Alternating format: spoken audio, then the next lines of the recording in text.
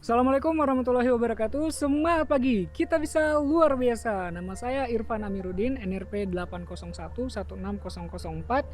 Saya dari UT Site Bontang, Tandung Mayang. Dan di video kali ini saya akan membawakan sebuah materi untuk RNI water pump untuk unit D375A strap 6. Hal pertama yang perlu kita lakukan adalah yaitu melakukan persiapan kerja. Yang pertama kita siapkan dulu perlengkapan kerja kita seperti APD yang kita pakai sekarang ini, seperti helm, kacamata, masker, sarung tangan, dan juga safety shoes. Dan tentunya kita juga membawa peralatan kerja kita seperti toolbox, shop manual, part book, kemudian kita juga bawa untuk key sheet-nya dan service tech unit. Kita juga menyiapkan untuk special tool yang kita butuhkan pada saat kita melakukan pekerjaan. Misalnya kita butuh seperti belt dan juga tokren, kita bisa siapkan. Kemudian untuk antisipasi, kita siapkan juga alat tampungan untuk menampung water atau coolant-nya. Pertama-tama kita parkir unit di tempat yang rata dan aman.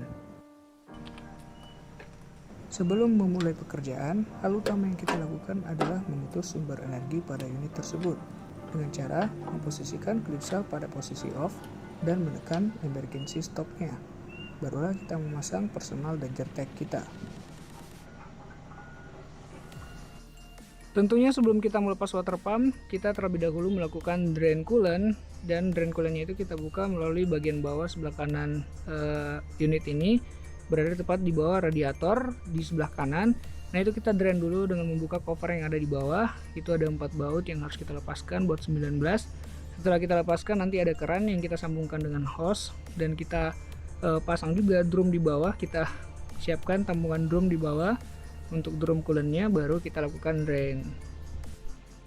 Untuk memudahkan kita pada saat memasang dan melepas water pump, kita lepas dulu cover yang ada di sini, cover samping ini, dengan membuka baut yang ada di bagian belakang sini.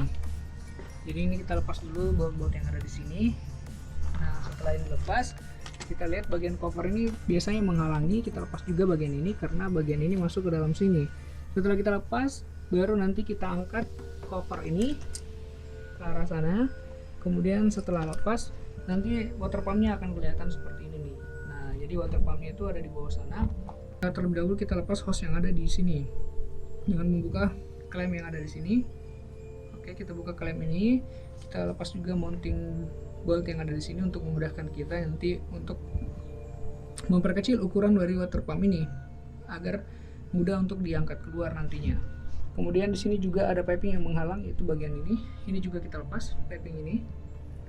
Nah, setelah kita lepas piping ini, di sini ada hose dan juga di sini terhubung ke turbo charger. Jadi ini kita lepaskan saja untuk memudahkan kita agar areanya luas.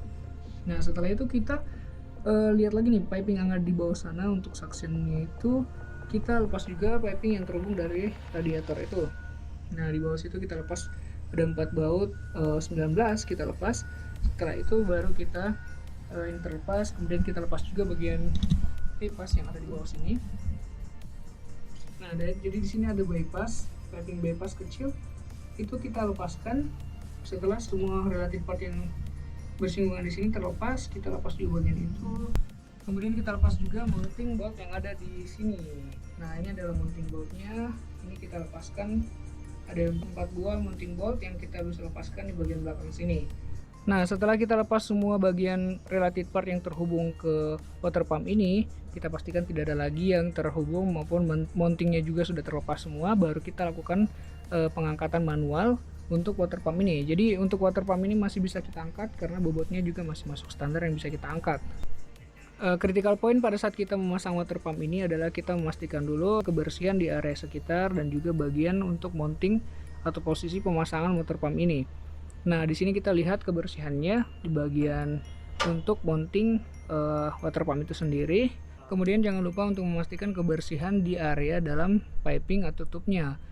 Untuk housingnya juga kita perhatikan apakah sudah bersih dan aman, tidak ada partikel asing yang masuk ke dalam water pump tersebut pada saat kita melakukan pemasangan atau installing water pump ini, sehingga kita bisa lakukan pekerjaan kita dengan aman.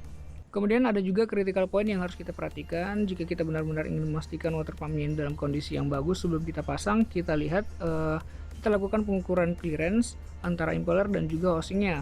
Kemudian jika kita ingin lebih detail lagi, kita juga lakukan pemeriksaan untuk crack di bagian housingnya. Jadi kita tinggal menggunakan color checker aja untuk mengecek bagian yang perlu kita cek tersebut seperti housing, untuk memastikan apakah itu sudah aman.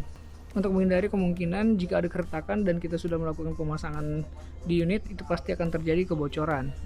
Setelah kita melakukan pemasangan related part seperti hose dan juga piping ke water pumpnya, kita pastikan setelah kita melakukan pengisian coolant, kita pastikan kalau tidak ada lagi kebocoran yang ada di area sekitar water pump, sehingga kita bisa lakukan running unit dengan aman nantinya.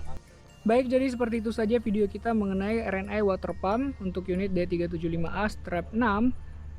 Mohon maaf apabila ada salah kata atau penyampaian.